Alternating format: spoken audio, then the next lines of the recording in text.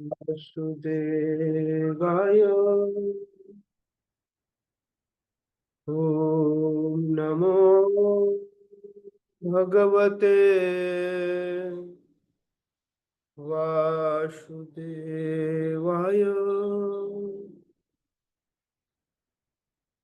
ओम नमो भगवते वासुदेवाय।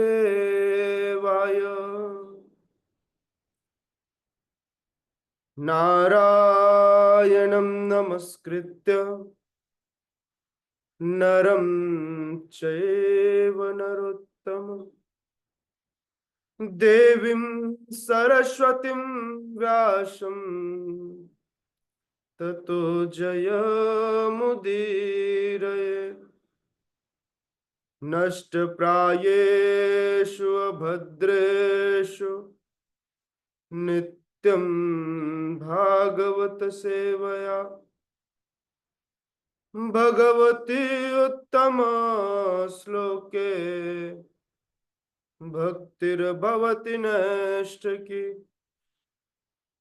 कृष्णाय वासुदेवाय देवकी नंदनाय च नंदगोपकुमाराय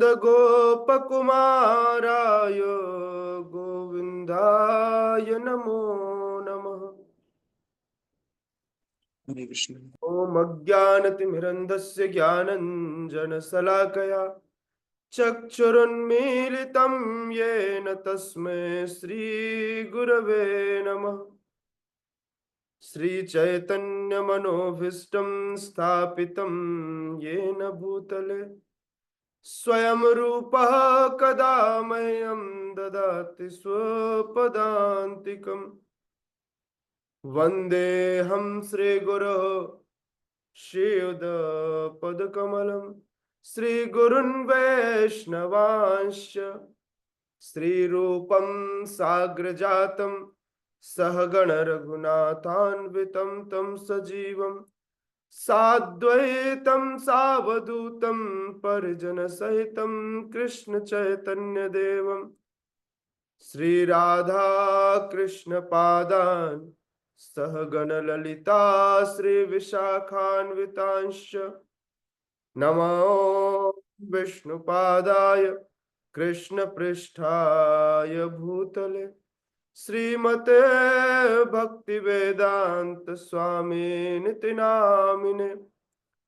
नमस्ते सारस्वती देवे गौरवाणी प्रचारिणे निर्विशेष शून्यवादे पाश्चात्य देश तारिणे।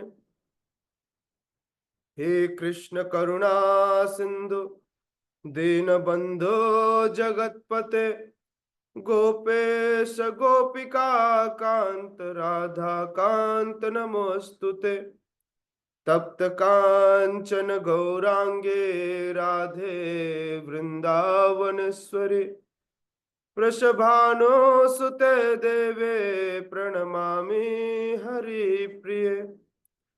वाञ्छाकल्पतरुभ्यश्च कृपा सिन्धुभ्यैव च पतितानां पावनेभ्यो वैष्णवेभ्यो नमो नमः। जय श्री कृष्ण चैतन्य प्रभु नित्यानंद श्री अद्वैत गदाधर श्रीवासादि गौर भक्त वृंद। हरे कृष्णा कृष्णा कृष्णा हरे हरे हरे राम राम राम हरे हरे।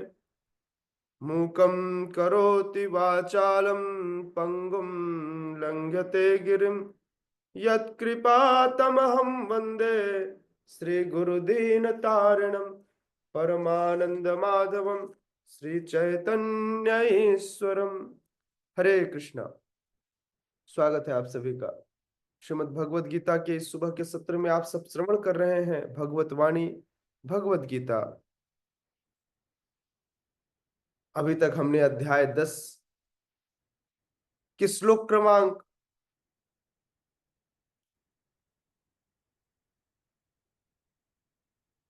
8 तक के चर्चा की थी।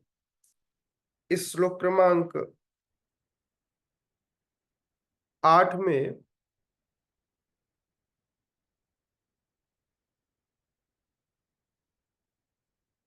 इस श्लोक क्रमांक 8 के बाद अब श्लोक क्रमांक 9 की चर्चा करते हैं।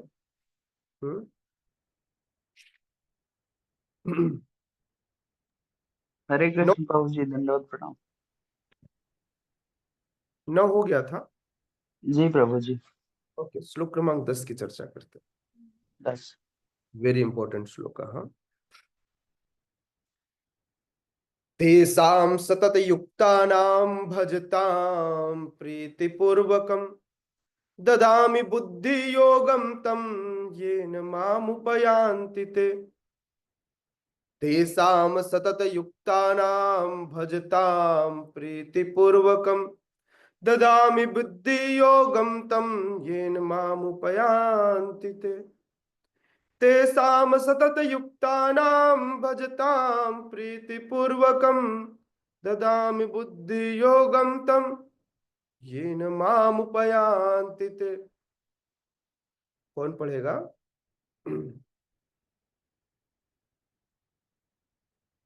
सूरज पढ़िए। हरे कृष्ण प्रभु जी। तेषां सततयुक्तानां भजतां प्रीतिपूर्वकं ददामि बुद्धियोगं तं येन मामुपयन्ति ते। हरे हरे हरे। कृष्ण। सुंदर।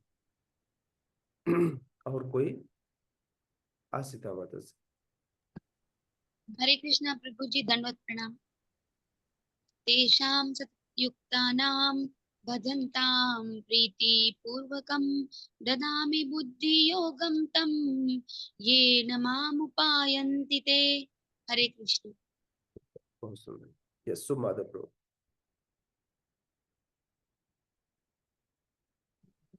हरे कृष्ण प्रभु जी। हरि बोल। तेषां सत्तयुक्तानां भजतां प्रीतिपूर्वकं ददामि बुद्धियोगं तं येन माम् उपयन्ति ते। हरि हरि। अंजलि माता जी। हरे कृष्ण प्रभु जी, दंडवत प्रणाम। तेषां सतयुक्तानां भजतां प्रीतिपूर्वकं ददामि बुद्धियोगं तं येन मामुपयान्ति। जय जय। भगवान कहते हैं, यदि कोई व्यक्ति श्रद्धा पूर्वक, प्रेम पूर्वक, नॉट श्रद्धा पूर्वक, प्रीति पूर्वक, प्रेम पूर्वक, केवल श्रद्धा कहेंगे तो गड़बड़ हो जाएगा, प्रीति पूर्वक, प्रेम पूर्वक भगवान की सेवा करने में लगा रहता है। वो सेवा कुछ भी हो सकता है ना। भगवान की सेवा किसी भी तरह से, झाड़ू लगाना, पोछा लगाना, भगवान के लिए प्रसाद बनाना, भगवान के लिए प्रचार करना, पुजारी सेवा करना, कीर्तन करना, भगवान की छप रहे ग्रंथों का निगरानी करना, उनके लिए गाड़ी चलाना, वटेवर, सेवा कुछ भी हो सकता है ना। बस उसकी एक कंडीशन है, सेवा हो तेषां सतत युक्तानां भजतां प्रीतिपूर्वकम। भजतां प्रीतिपूर्वकम, एक ही कार्य होना चाहिए, वो है प्रीतिपूर्वक, प्रेमवश, प्रेम के साथ, है ना। ददामि बुद्धि योगम तम, तो मैं उसे बुद्धि योग प्रदान कर देता हूं। क्यों करते हैं? क्यों बुद्धि प्रदान करते हैं? ताकि वो मुझ तक आ सके। मुझ तक नहीं, भगवान तक। भगवान ऐसा कह रहे हैं। भगवान कह रहे हैं, ये न मामू पयांतिते, ताकि वह मुझ तक आ सके, ऐसी बुद्धि में उसे प्रदान करता हूं। तेसाम सतत युक्ता नाम। अच्छा, इस युक्ति में वह निरंतर बना रहता, सतत। तेसाम सतत युक्ता नाम, ऐसा व्यक्ति सतत युक्ता नाम, किसी भी प्रकार से, हाँ, वह भगवान की सेवा में लगा रहता है। हाँ, मान लीजिए कोई बीमार हो गया, हाथ पर नहीं चल रहा है, तो कैसे भगवान की सेवा करेगा? आंखों से देखकर, मुख से भगवान प्रसाद खाकर, मुख से भगवान के नाम को लेकर। मान लीजिए मुख भी काम नहीं कर रहा, जीवा भी नहीं हिल रही, तो मन तो मरने से एक क्षण पहले भी काम करता है। इसीलिए इसीलिए हमेशा प्रयास इस मन को नियंत्रित करने के लिए किया जाता है। समझ में आ रहा है? क्योंकि यह मन ऐसा है क्योंकि यह मन ऐसा है कि हो सकता है अगर यह नियंत्रित न हो तो यह बाकी इंद्रियों को भी अपने साथ ले जाए। तो इसलिए समस्त इंद्रियों के द्वारा इस मन को नियंत्रित किया जाता है ताकि मन से भगवान की सेवा की जा सके उस समय जब सारी इंद्रियां काम करना बंद कर दें। इसलिए तेसाम सतत युक्ता नाम, सदैव युक्त रहना है भगवान की चेतना से, भगवत चेतना से सदैव युक्त रहकर भजताम, भजन करना है, सेवा करनी है। लेकिन कैसे? प्रीति पूर्वकम, प्रीति के साथ। प्रीति के साथ। ददामी बुद्धि योगम तम, ऐसा करने के लिए यदि कोई व्यक्ति ऐसा करता है तो भगवान उसे बुद्धि प्रदान करते हैं। भगवान क्या करते हैं? उसे बुद्धि प्रदान करते हैं। क्या करने के लिए? ये न माम उपयांति ते, ताकि वह भगवान तक पहुंच सके। भगवान कह रहे हैं जो प्रेम पूर्वक मेरी सेवा करने में निरंतर लगे रहते हैं उन्हें मैं ज्ञान प्रदान करता हूं, बुद्धि प्रदान करता हूं, जिसके द्वारा वो मुझ तक आ सकते हैं। श्रीला प्रभुपाद कहते हैं इस पूरे श्लोक में जो शब्द बुद्धि योग है वह बहुत महत्वपूर्ण है।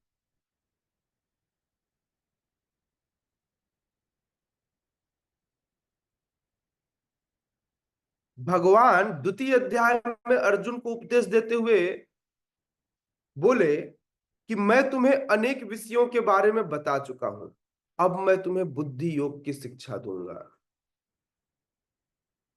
अब उसी बुद्धि योग की व्याख्या यहां की जा रही है। देख रहे हैं, बुद्धि योग तक पहुंचने में दूसरे चैप्टर में उन्होंने कहा था, भूमिका रखने में उन्होंने 7 अध्याय निकाल दिए। अब यहां आके कह रहे हैं मैं तुम्हें बुद्धि योग प्रदान करूंगा। खैर, बुद्धि योग का बहुत सिंपल सा मीनिंग है, जब व्यक्ति कृष्ण की भावना से युक्त होकर कोई कार्य करता है तो उसे बुद्धि योग कहते हैं। यही बुद्धि योग की मूल व्याख्या है। व्यक्ति की चेतना कृष्ण में लगी होनी चाहिए। किस में लगी होनी चाहिए? कृष्ण में। ये न केन प्रकार।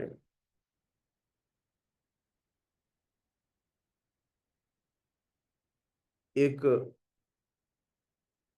बूढ़ी मैया थी,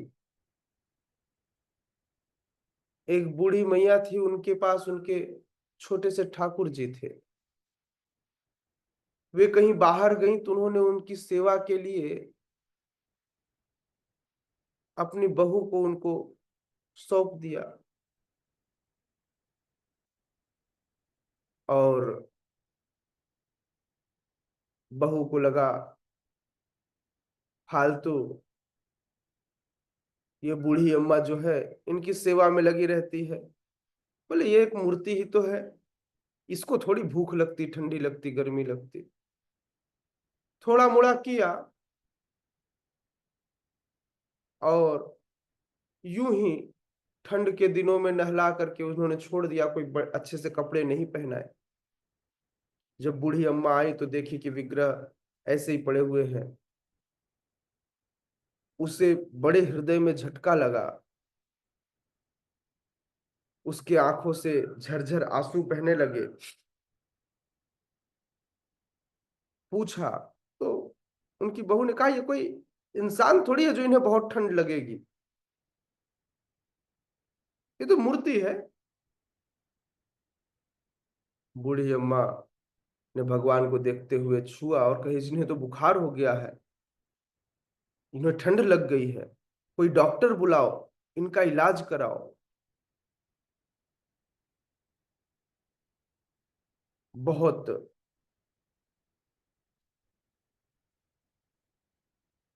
बहुत ज्यादा परेशान हो गई जब बूढ़ी अम्मा, तो उनके बेटे ने बोला ठीक है मैं बुला देता हूँ, जस्ट नौटंकी करने के लिए फोन किया और डॉक्टर को बता दिया ऐसा ऐसा, आके बस चले जाना।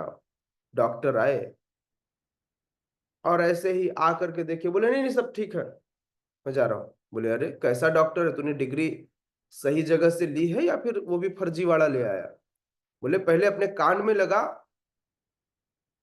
हाँ, बोले चेक कर, तब तो समझ में आएगा कि बीमार है कि नहीं, कितना बुखार है। मैं क्या लगाऊं, ये मूर्ति है। तो बूढ़ी अम्मा ने झकझोर दिया। डॉक्टर बोला ठीक है भाई लगा के देख ही लेता हूं। जैसे उन्हें क्या बोलते हैं, स्टेथोस्कोप यही बोलते हैं, उसको जब कान में लगाया और भगवान के हृदय में जाकर छुआया,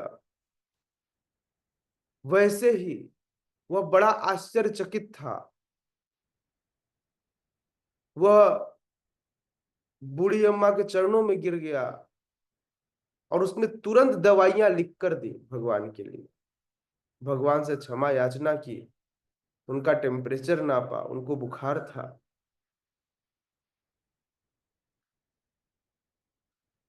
तब जाकर उसको समझ में आया कि प्रीति क्या होती है।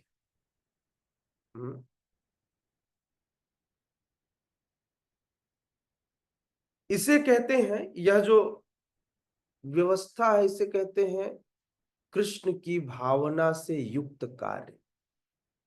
वह बूढ़ी अम्मा सदैव कृष्ण के चिंतन से युक्त रहती थी, इसलिए भगवान उनके लिए वहां भी उनके साथ रहते थे।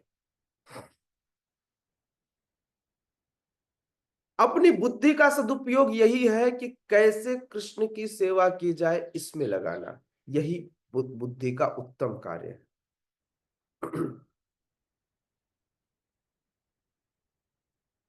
बुद्धि अर्थात इंटेलिजेंस, और योग मतलब जोड़ना।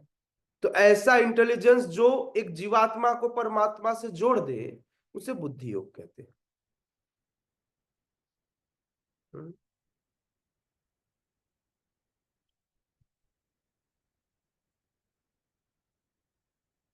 यदि कोई व्यक्ति अपने जीवन में परम लक्ष्य को पाना चाहता है, और परम लक्ष्य यदि हर व्यक्ति, परम लक्ष्य तो सभी का एक ही है, लेकिन लोगों को लगता है कि ये मेरा लक्ष्य, ये मेरा लक्ष्य, वो परम लक्ष्य के बारे में नहीं जानते।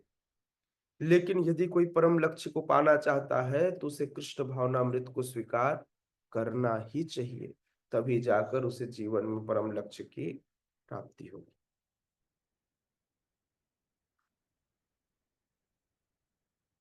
कैसे पता चले कि उसने अपने जीवन में वो सफल हुआ कि नहीं?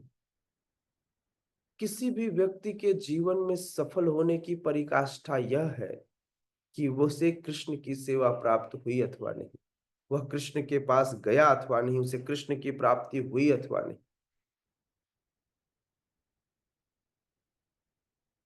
राधा कृपा कटाक्ष पढ़ेंगे तो उसके अंत में उस राधा कृपा कटाक्ष का गुणगान करते हुए शिव जी कहते हैं कि जिन पर श्रीमती राधा रानी की कृपा होगी, श्रीमती राधा रानी उन्हें कृष्ण प्रदान कर देती।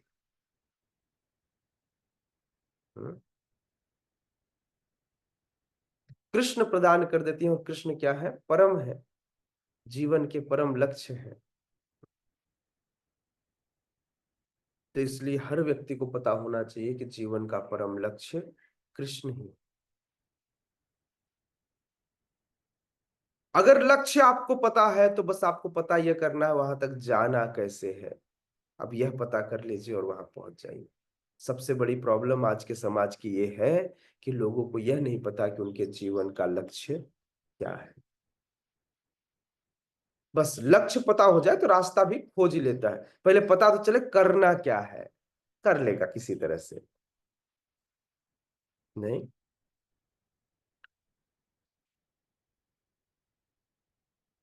ऐसा व्यक्ति जो लक्ष्य को जानता है लेकिन कर्म फल में आसक्त रहता है, ऐसे व्यक्ति को कर्मयोगी कहते हैं। जानता तो है कि कृष्ण ही लक्ष्य है, किंतु उसके बाद भी वह कर्मों के फल को स्वयं भोगने में लगा रहता है। अहंकार विमूढ़ आत्मा करता हमिति माने, तो उसे लगता है मैं कर रहा हूं तो इसका फल भी मुझे मिलना चाहिए। वह यह भूल जाता है कि भगवान कह रहे हैं भुक्ता राम यज्ञ तपसा, कि भगवान कह रहे हैं कि मैं ही भोगता हूं, वह इस बात को भूल जाता है। लेकिन यदि वह कर्म योग से थोड़ा आगे बढ़कर अपने आप को, अपनी चिंता को भगवान के चिंतन में लगाए, चिंता इसकी नहीं कि मेरा पेट कैसे भरेगा, चिंता इस चीज की कि कृष्ण कैसे मिलेंगे, इसे कहते हैं कृष्ण चिंतन। तो जब कोई व्यक्ति इस चिंतन में अपने आप को लगाता है तो ऐसे व्यक्ति को भगवान बुद्धि योग प्रदान करते हैं। क्या करते हैं? बुद्धि योग प्रदान करते हैं। यही पूर्ण योग है जो आपकी चिंता कृष्ण के लिए बनाती है और उस चिंतन के द्वारा कृष्ण तक पहुंचाती है। यही बुद्धि योग का परम लक्ष्य है।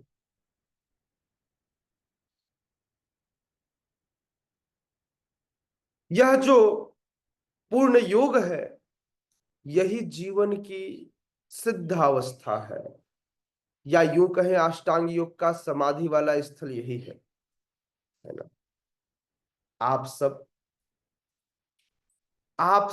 आज इसी इसी सिद्धावस्था की अवस्था में है, क्योंकि यह जानकर कि कृष्ण ही मेरे परम लक्ष्य हैं, आप उनके लिए कार्य कर रहे हैं।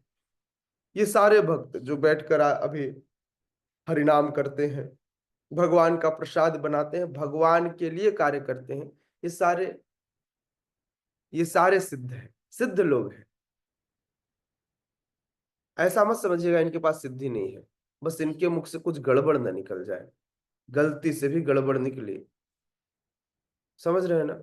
इसलिए सारे भक्त जो हरिनाम करते हैं, जो भगवान का प्रसाद खाते हैं, भगवान के लिए जीते हैं, भगवान की सेवा करते हैं, अगर ये किसी के बारे में बुरा सोच लेवे ना तो गड़बड़ हो जाए।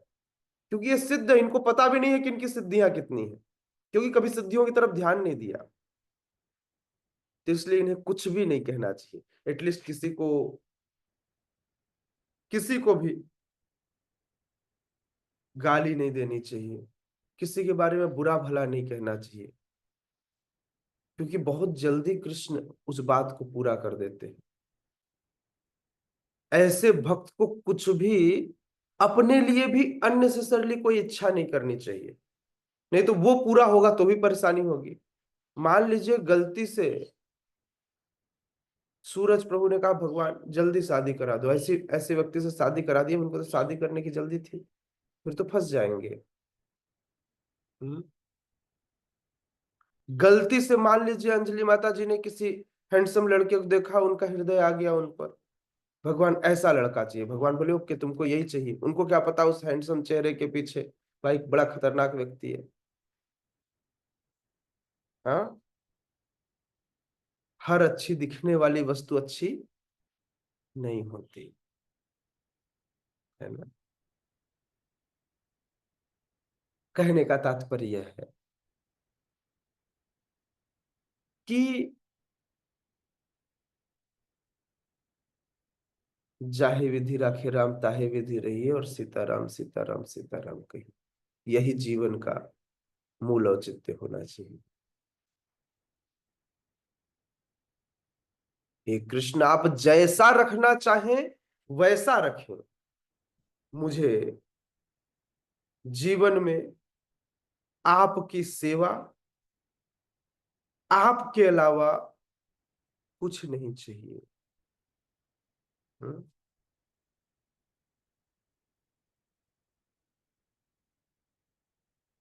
क्योंकि आपके सेवा में ही परम आनंद है।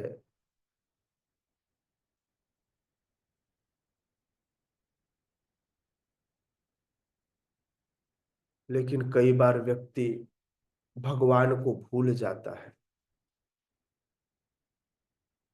हालांकि हर व्यक्ति ने भगवान की सेवा का आनंद लिया है। पूर्व इतिहास भूलिनु सकल, पूर्व इतिहास भूलिनु सकल, सेवा सुख पे मन, आमित तोमार तुमित अमार, की काज अपर धन। बोले हे कृष्ण, आपकी सेवा करने के पश्चात मैं पूर्व का इतिहास भूल गया हूं। तो जब कृष्ण की सेवा में आनंद आने लगता है तो उसे भौतिक संसार के सारे सुख तुच्छ लगने लगते हैं। आमित तुम्हार, मैं तो आपका हूं, तुम ही तो हमारा, आप केवल मेरे, आप मेरे स्वामी हैं। हाँ? की काज अपर धने, मैं किसी दूसरे प्रकार के धन का मैं क्या करूंगा?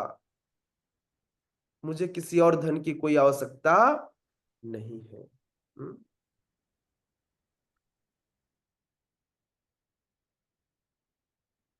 तुमार सेवाय दुख हयत, सेओत परम सुख, सेवा सुख दुख परम संपद, नास ये आवेद्या दुख। यदि आपके सेवा में मुझे कुछ दुख भी हुआ तो हे भगवान, मुझे पता है यह दुख ही मेरे लिए परम आनंद का कारण बनेगा। और आपकी सेवा के दौरान जो भी सुख दुख मिलता है यही मेरी परम संपत्ति है। आप देख लीजिए भगवान की वृंदावन लीला में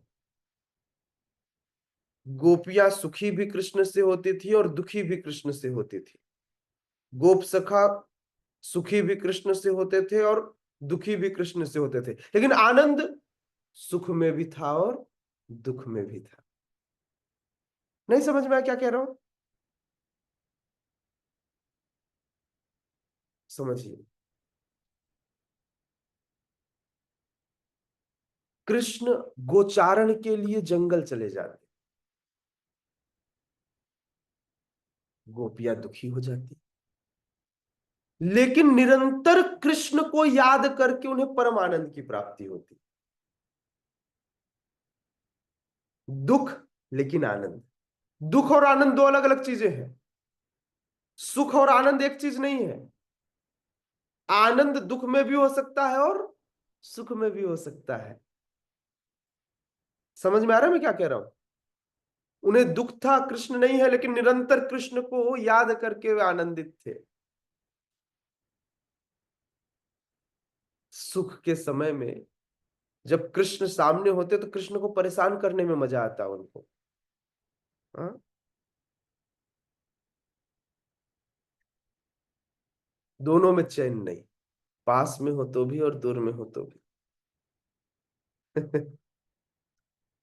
यही आनंद है, एक मिलन का सुख और दूसरा, एक मिलन का आनंद और दूसरा विरह का आनंद।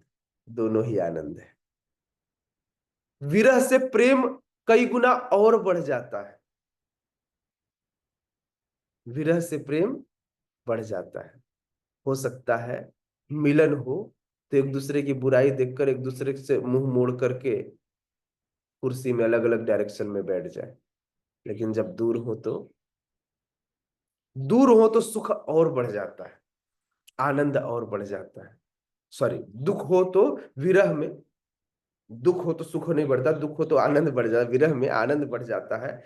और उनके समस्त गुणों का उजागर हो जाता है। क्या बोलना चाहिए इसको?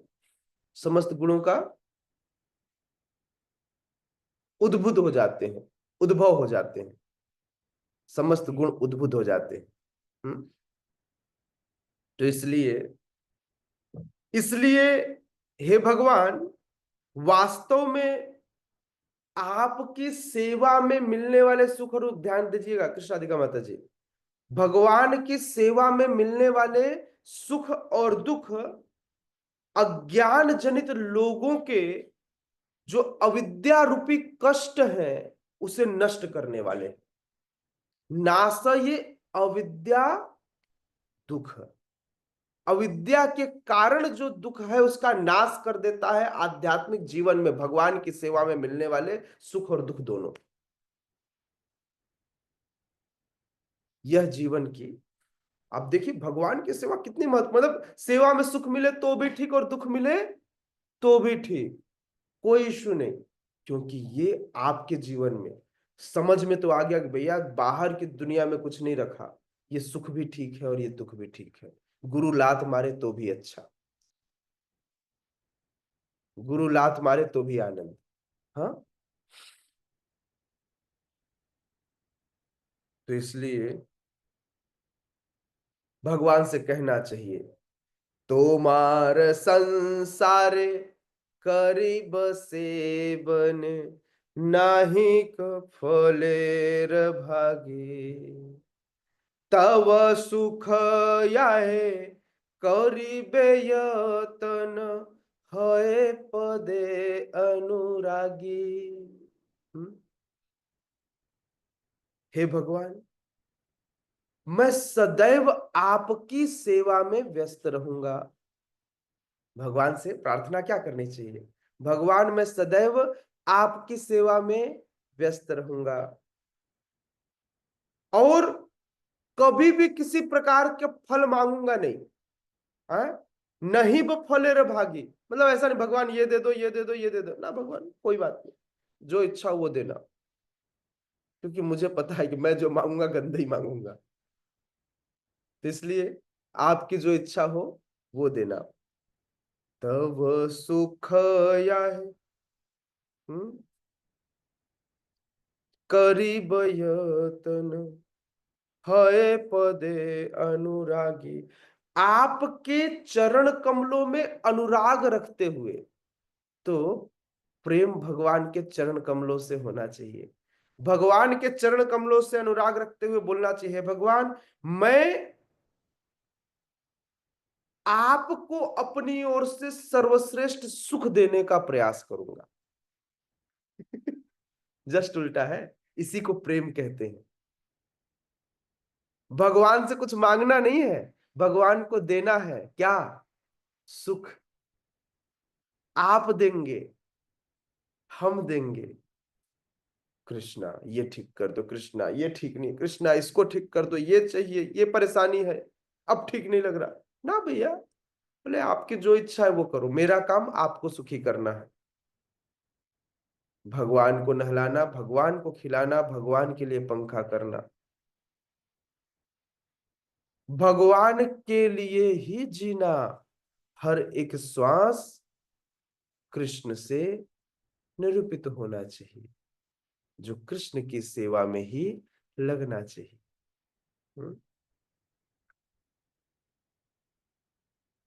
यदि कोई व्यक्ति इस प्रामाणिक संघ में भी आकर या किसी भी प्रामाणिक आध्यात्मिक संघ में जाकर और प्रामाणिक गुरु मिलने के बाद भी प्रगति नहीं करता, ध्यान से सुनना सूरज प्रभु, यदि कोई प्रामाणिक गुरु मिले और ऐसे प्रामाणिक संघ में हो उसके बाद भी प्रगति न करे, हाँ उसके बाद भी प्रगति न कहे, तो उसे निपट मूर्ख समझना चाहिए। हाँ, इस्कॉन में रहकर भी उसे जीवन में आनंद नहीं आ रहा, वो कष्ट में है, वह इस्कॉन में चल रही टेढ़ी मेढ़ी चीजों को ही देख पा रहा है। क्या होता है, 32 दांतों में एक दांत में जाकर के कुछ न कुछ ऐसे फांस फंस जाता है, जाकर के पूरे समय जीव जो है उस फांस पर लगा रहता है। अरे बाकी 31 लोग भी हैं जिन पर कुछ नहीं फंसा, उनके साथ जीवन बढ़ाया जा सकता है, उसको छोड़ दीजिए। हाँ, मैं ये नहीं कह रहा हूं छोड़ने का मतलब, प्रयास कीजिए, ठीक होता है तो ठीक है, नहीं तो आगे बढ़िए। क्या अच्छा है उस पर विचार करने की आवश्यकता है।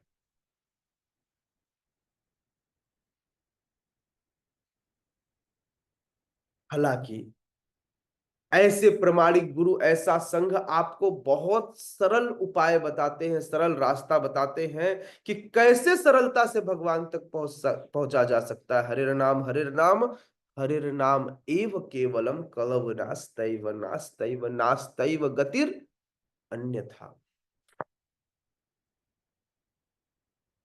हमारे संप्रदाय में कितनी आसानी से बताया गया चीजें करना क्या है, बताया गया ना। क्या? ना हम वर्णी न च नरपति ना वैश्यो न शूद्र।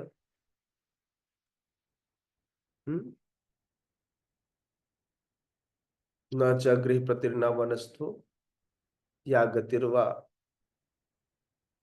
किंतु प्रोद्यम निखिल परमानंद कृपाब्धो गोपीर भरतुर पाद कमल दास दासानुदास। अपनी स्थिति को जानना होगा, पहचानना होगा।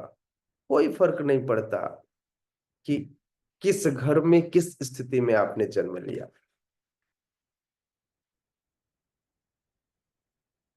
अभी आप क्या कर रहे हैं इससे फर्क पड़ता है। समझ में आ रहा है? तो इसलिए सदैव व्यक्ति को कृष्ण के लिए कुछ न कुछ करते रहना चाहिए। कंस की तरह नहीं, यशोदा मैया की तरह, गोपियों की तरह, गोप सखाओं की तरह। कुछ न कुछ करते रहना चाहिए। कृष्ण कृष्ण कृष्ण कृष्ण कृष्ण कृष्ण कृष्ण है कृष्ण कृष्ण कृष्ण कृष्ण कृष्ण कृष्ण कृष्ण है। जीवन में कृष्ण कृष्ण और केवल कृष्ण।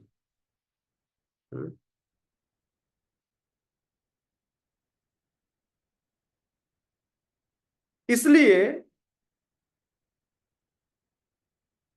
यदि कोई व्यक्ति आत्म साक्षात्कार के इस मार्ग पर प्रयास करता है तो भगवान उसे जीवन में अवश्य ही अवसर देते हैं, चाहे वह जिस भी परिस्थिति में। बस एक निष्ठता दिखाए तो सही, कृष्ण के पास आए तो सही, कृष्ण का गुणगान करे तो सही। कैसे कृष्ण नहीं आएंगे? कृष्ण अवसर देते हैं, और जब तक वह जीवन के अपने परम गंतव्य को नहीं पा लेता तब तक कृष्ण उसके साथ होते हैं। जीवन के अंतिम क्षण में भी वह कृष्ण की संगति पा सकता है, केवल और केवल प्रीति पूर्वक कृष्ण की सेवा कर। तो इसलिए सेवा करनी है एक कंडीशन लगा के। कैसे? टेंशन से नहीं, प्रीति पूर्वक। बोले अरे आज तो भगवान को कुछ खिलाया नहीं, कुछ खिलाया नहीं, तो जैसे अपने बच्चे को व्यक्ति नहीं खिला पाता तो टेंशन प्रीति पूर्वक होता है। कैसा टेंशन था? प्रीति के साथ, प्रेम पूर्वक। चिंता हो गई, यह चिंता थी। चिंता ये नहीं कि मेरा ऑफिस छूट जाएगा। बोले भाई वो बाद में, बेटा भूखा नहीं रह सकता, ऑफिस तो बाद में भी जाया जा सकता, ऑफिस थोड़ी उठ के कहीं भाग रहा है। What is your priority, you have to decide. Priority order बनाइए, क्या इंपॉर्टेंट है, ये या ये। फिक्स कीजिए किससे काम चल जाएगा। बोले भगवान, हाँ भगवान को जो मूर्ति मानता हो उसे नहीं समझ में आएगा। जो भगवान को भगवान मानता हो उसे समझ में। मूर्ति को तो आज मत खिलाओ, कल मत खिलाओ, कभी मत खिलाओ, कोई फर्क नहीं पड़ेगा। अच्छा, कई बार ऐसा होता है कुछ भक्तों के घर में विग्रह होते हैं लेकिन उनकी सेवाएं मंदिर में होती हैं। अब क्या करें? मंदिर में सुबह से रात तक लगे हुए हैं, तो अपने घर के विग्रहों की सेवा कैसे करें? तो जब भगवान को भोग लग रहा हो उस समय अपने घर के ठाकुर जी का भी ध्यान करना चाहिए। जब आप गायत्री करें तो उस समय उनका भी ध्यान करें और वहां से भी उनको भोग लगाया जा सकता है। भगवान देखते हैं कि आपने प्रायोरिटी नहीं छोड़ा है, क्योंकि आप उन्हीं की सेवा में हैं, तो इसलिए वो कोई इश्यू नहीं होता है। हम्म।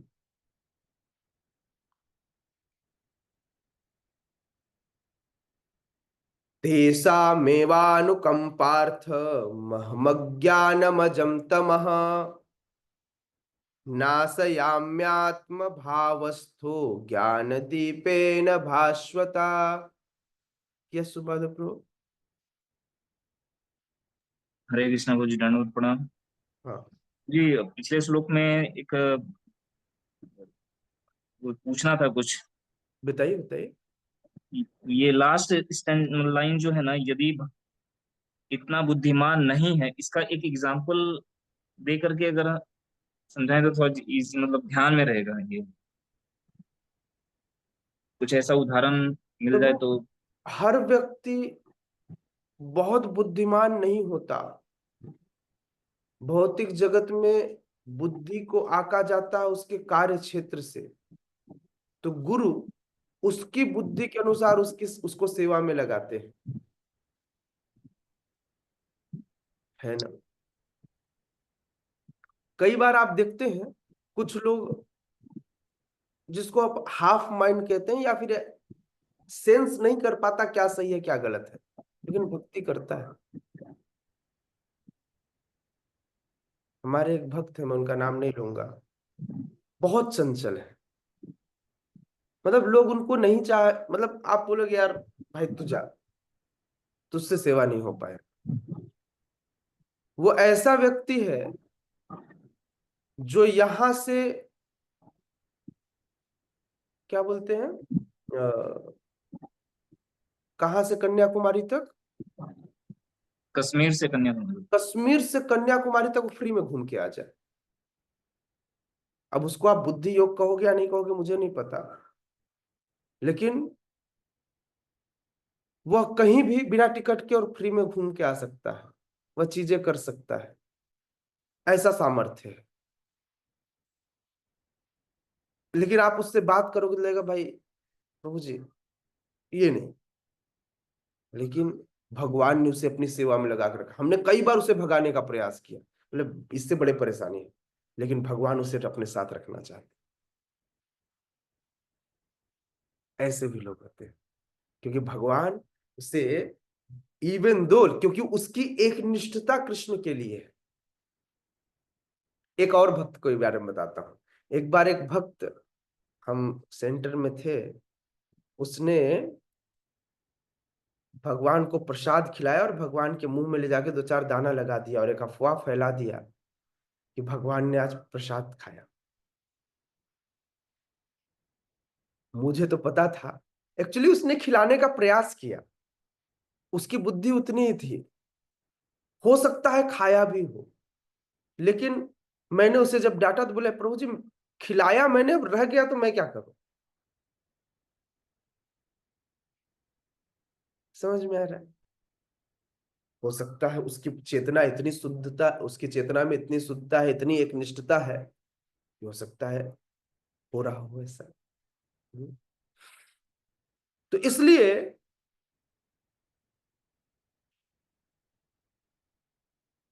स्वयं की क्षमता उसके पास नहीं है, लेकिन भगवान जिसको चाहे। अगर आप साउथ इंडिया के उस ब्राह्मण का एग्जाम्पल लें जिसे उनके गुरु ने कहा था कि आप भगवत गीता पढ़ो, गुरु की इच्छा की पूर्ति हेतु वह अनपढ़ ब्राह्मण भी भगवत गीता पढ़ने का प्रयास करने लगा। चैतन्य महाप्रभु जब वहां पहुंचे तो उन्होंने देखा कि वो भगवत गीता पढ़ने का प्रयास कर रहा है, लोगों के मजाक उड़ाने पर भी, लोगों के बार बार उसकी खिंचाई करने के बाद भी वह सदैव अपनी गुरु की इच्छा की पूर्ति में लगा रहा।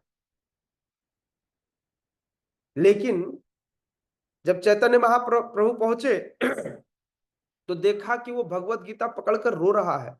बोले क्या रो रहे हो, तुमने तो कुछ पढ़ा भी नहीं। तो उसने एक फोटो देख ली ये वाली फोटो, हाँ, इस फोटो में, इस फोटो में कृष्ण अर्जुन के सारथी बने हुए हैं।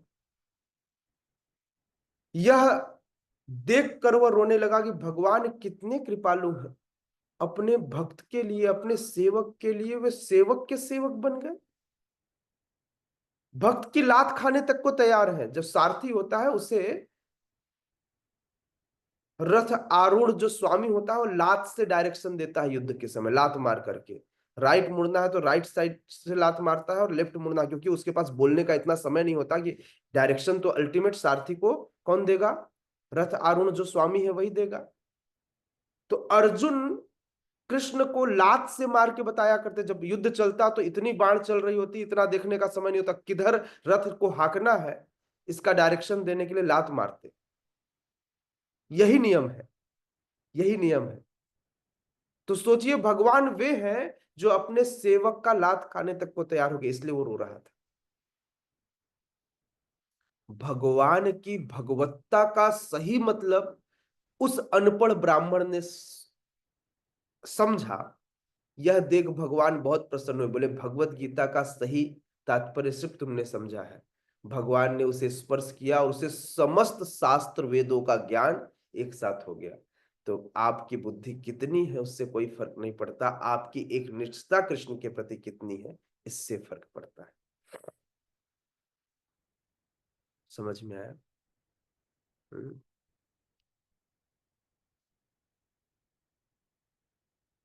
तेषामेवानुकंपार्थ महम ज्ञानजं तमः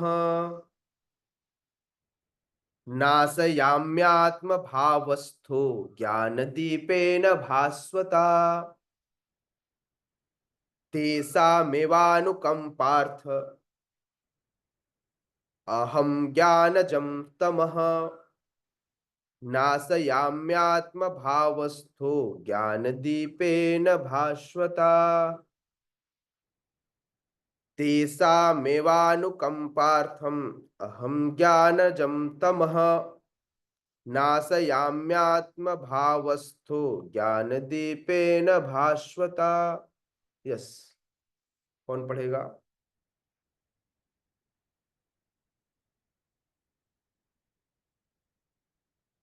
सूरज पे पढ़िए। हरे कृष्ण प्रभु जी। तेषामेवानुकंपार्थम् अहं ज्ञानजं तमः नास्याम्यात्मभावस्थो ज्ञानदीपेन भास्वता। हरे कृष्ण। हरिए। और कोई?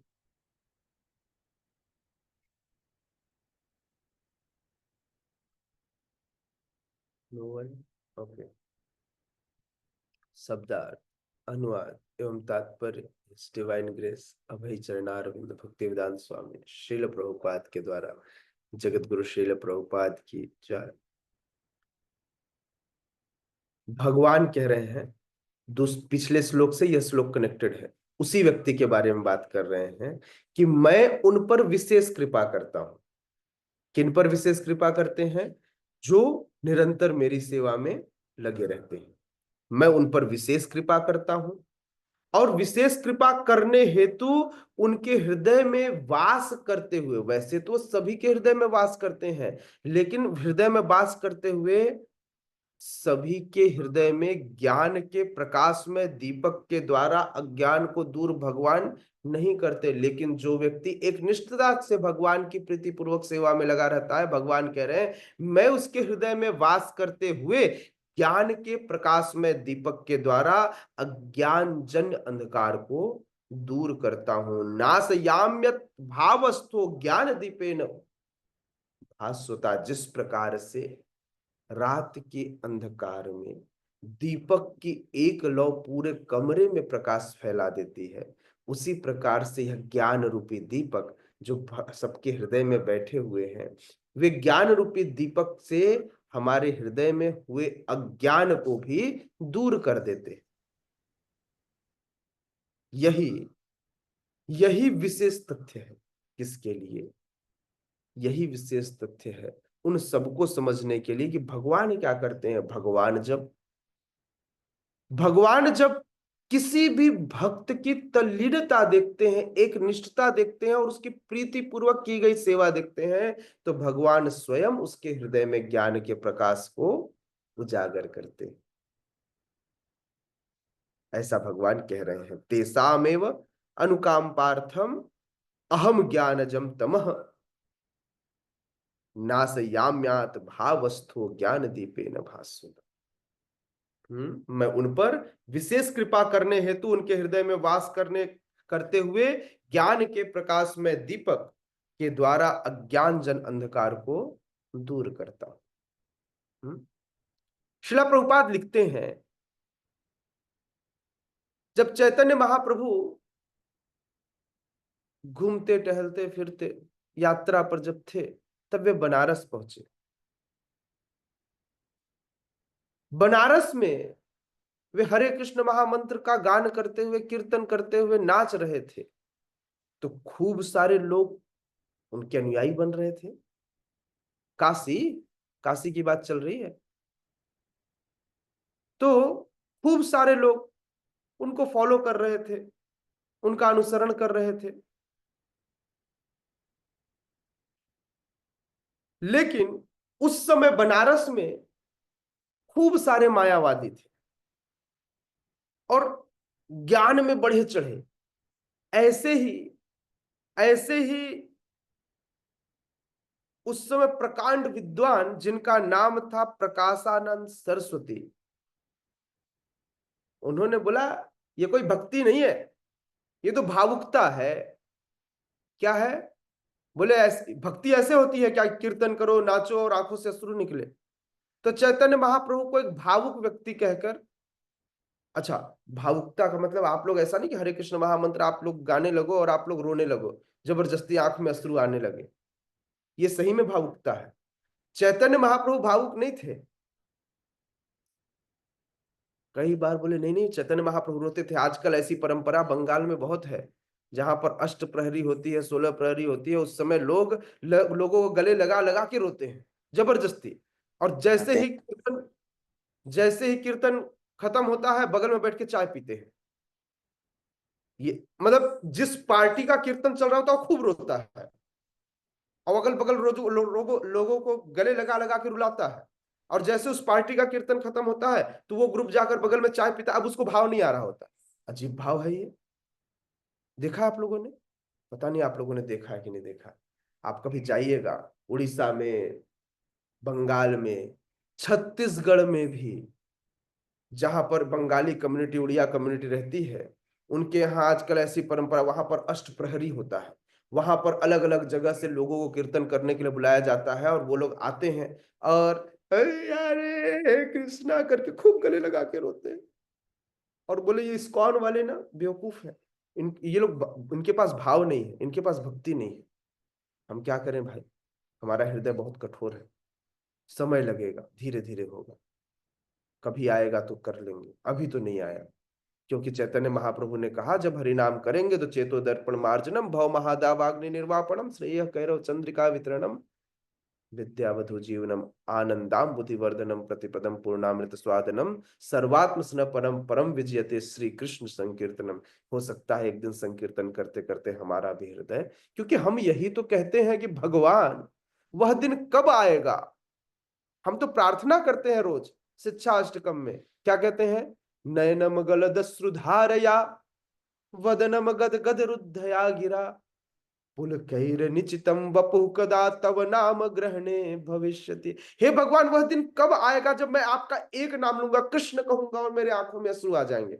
आज तो दिन भर माला लेके भी घुमाता हूं तो भी कुछ नहीं होता। क्यों? इससे समझ में आता है कितने करोड़ों अरबों जन्म की, कितने कई हजार करोड़ों जन्म का जो ये यहाँ पर गंदगी भरा हुआ है, अभी तक उसका मार्जन हो नहीं पाया।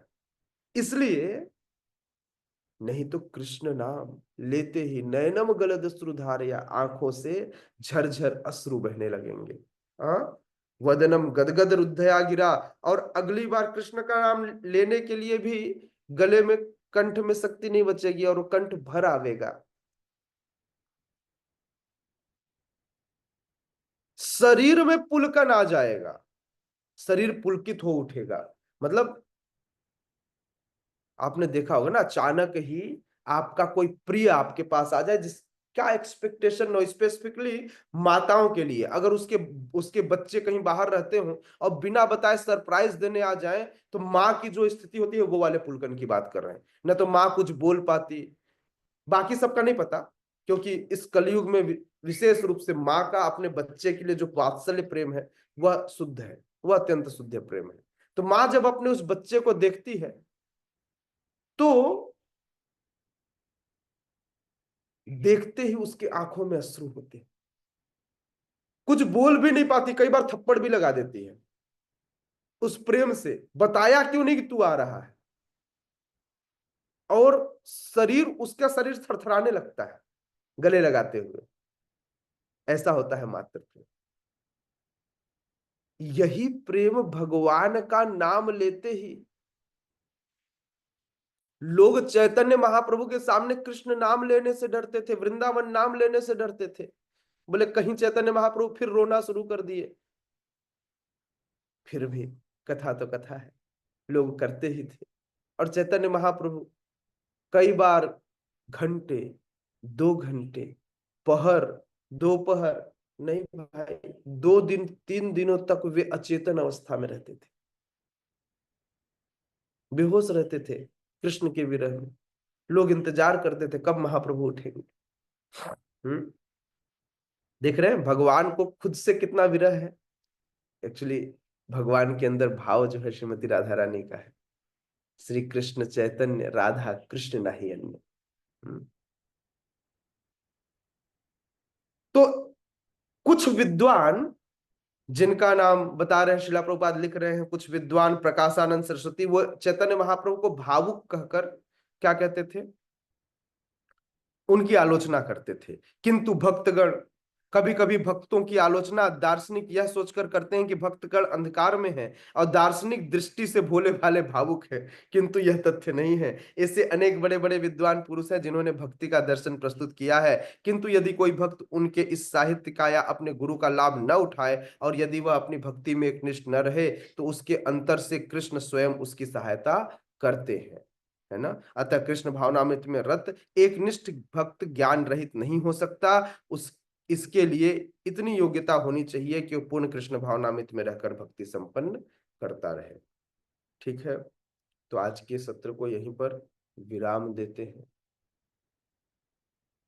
मिलेंगे कल और करेंगे चर्चा श्लोक क्रमांक 12 और 13 पर। बचे हुए बाकी जो तात्पर्य है, मैंने उस तात्पर्य का संक्षेप में वर्णन कर दिया है। अंतिम जो इसका भाग है वह श्लोक क्रमांक 1 की व्याख्या करता है शिक्षाष्टकम का। मैंने अभी जो बताया चेतो दर्पण मार्जनम वही इसी का है। करोड़ों जन्मों के भौतिक संसर्ग के कलमश के कारण मनुष्य का हृदय भौतिकता के मल से आच्छादित हो जाता है, किंतु जब व्यक्ति भक्ति में लगता है तो शुद्ध ज्ञान प्राप्त होता है, उसका मल दूर हो जाता है। ये उसी की व्याख्या कर रहा है जो मैंने आपको पहले बता दिया। तो इस प्रकार से यह श्लोक पूरा होता है। श्लोक क्रमांक 12 और 13, जिसमें अर्जुन प्रश्न पुनः भगवान से करेंगे और भगवान इसका उत्तर देंगे, है ना। तो अभी अर्जुन 12, 13, 14, 15, 16, 17 और 18 इन सब में प्रश्न पूछने वाले हैं हमारे लिए। तो अर्जुन के द्वारा पूछे गए प्रश्नों को देखेंगे और इस प्रकार से हम अपने जीवन में भी उसे उतारने का प्रयास करेंगे। ग्रंथराज श्रीमद् भगवत गीता की जय। जगत गुरु श्रील प्रभुपाद की जय। उपस्थित गौर भक्त वृंद की जय। निताय निताय गौर प्रेमानंदे। हरि हरि बोल। यदि आप सबके पास कोई प्रश्न हो तो प्रश्न ग्रुप में भेज दीजिएगा, मैं उसका उत्तर भी ग्रुप में दे दूंगा। आज के क्लास से रिलेटेड भी अथवा कोई और भी प्रश्न हो तो भी आप ग्रुप में ऑडियो अथवा लिखकर दोनों ही फॉर्म में आप भेज सकते हैं। मैं लिख कर नहीं भेज पाऊंगा, मेरे पास समय नहीं, इसलिए मैं ऑडियो के फॉर्म में ही आंसर दूंगा। एक्चुअली ये एटिकेट बहुत अच्छा नहीं है, लेकिन फिर भी क्षमा कीजिएगा, समय की कमी के कारण मैं आपको ऑडियो के फॉर्म में ही आंसर दूंगा। ठीक है। Thank you so much. Hare Krishna. Nitai Nitai Gaur प्रेमानंदे, हरि हरि बोल। उपस्थित गौर भक्त वृंद की जय।